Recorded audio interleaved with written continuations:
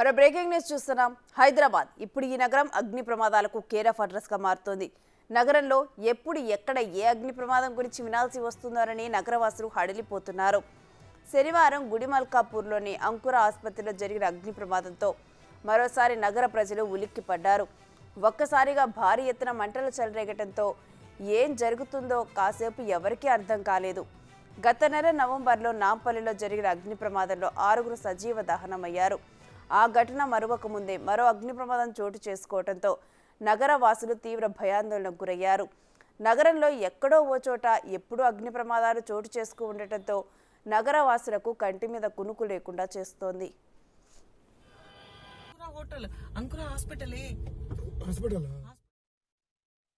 అంకుర పెట్టిరు కదా, అవును అంకుర హాస్పిటల్ ఇక్కడేం లేదు కదా, లేదు కానీ ఫైర్ వచ్చినా కూడా అక్కడ నుంచి వస్తా ఫైర్ అందరు ఆపుతున్నారేమో, అది కాదు అందరు చూస్తున్నారు.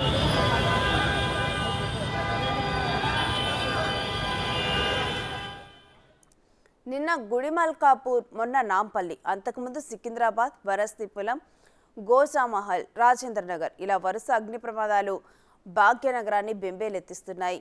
ఏడాదిన్నర వ్యవధిలో ఏకంగా హైదరాబాద్ నగరంలో దాదాపు 37 మంది అగ్నికి ఆహుదయ్యారంటే అధికార యంత్రాంగం ఎంత నిర్లక్ష్యంగా ఉందో అర్థం చేసుకోవచ్చు. ఇళ్ల మధ్య రసాయనాలు నిల్వ చేస్తున్నా పట్టించుకోరు.